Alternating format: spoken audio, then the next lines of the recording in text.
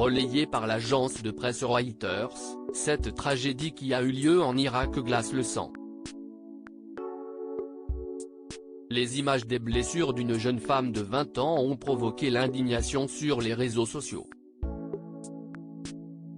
L'affaire de Malak Al-Zubaydi est aujourd'hui le symbole de la lutte contre la violence faite aux femmes dans son pays. Une violence qui a pris une ampleur importante pendant ce confinement et ce, dans tous les pays du monde. En Angleterre, Elsie Smith a également été tuée par son mari pendant le confinement. Les images de Malak ont fuité depuis l'hôpital. Des photos de Malak, le visage boursouflé de cloques de brûlure et le corps couvert de bandages ont été publiées. Selon les témoignages recueillis par les médias locaux, Malak hurlait de douleur lorsqu'elle a été admise à l'hôpital.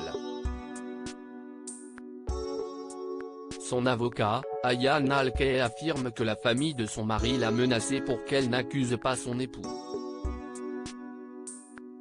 Il ajoute que ce dernier l'a battue avec un câble avant de la brûler vive.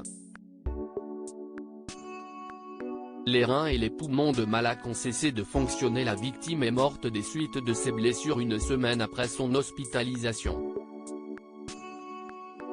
Sa famille a expliqué que Malak a perdu la vie après que ses reins et ses poumons aient cessé de fonctionner. Sous le choc, ses proches ont révélé ne pas avoir vu Malak depuis plusieurs mois. Son mari qui abusait d'elle fréquemment l'a isolée des siens. Cet isolement a été une profonde source d'angoisse pour la victime. Et pour cause, les violences conjugales peuvent avoir des répercussions désastreuses. Mohamed Al-Mayali est accusé d'avoir sauvagement assassiné sa femme. Mohamed Al-Mayali, le mari de Malak, est aujourd'hui poursuivi pour violence et abus au sein de la famille.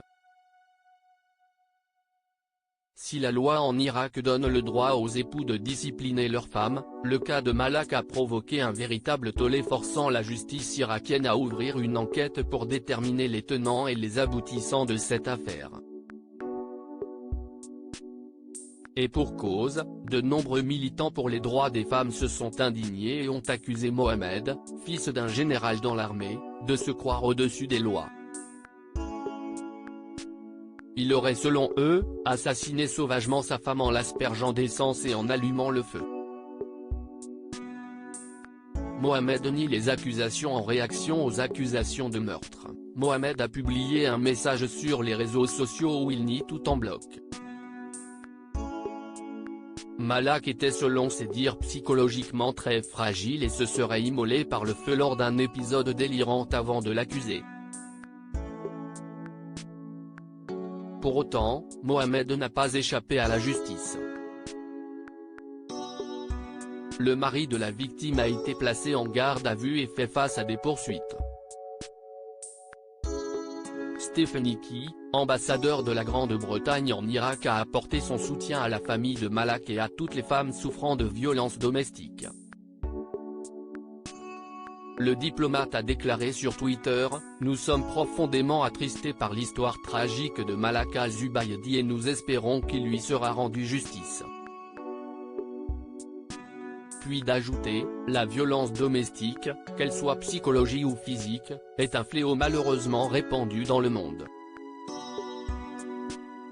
Dans le huis clos du confinement, les violences domestiques augmentent. Pour dénoncer ce fléau, des victimes de violences ont partagé des photos pour sensibiliser à ces maltraitances.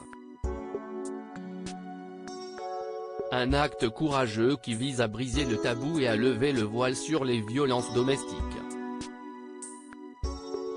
Un fléau qui a pris de l'ampleur pendant la crise sanitaire.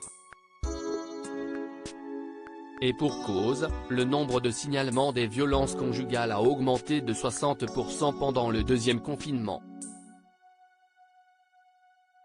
Si certains facteurs peuvent expliquer cette hausse alarmante, notamment la crise économique et sociale que nous vivons, il est important de permettre à ces femmes de faire entendre leur voix sous peine de séquelles psychologiques importantes et parfois de conséquences désastreuses.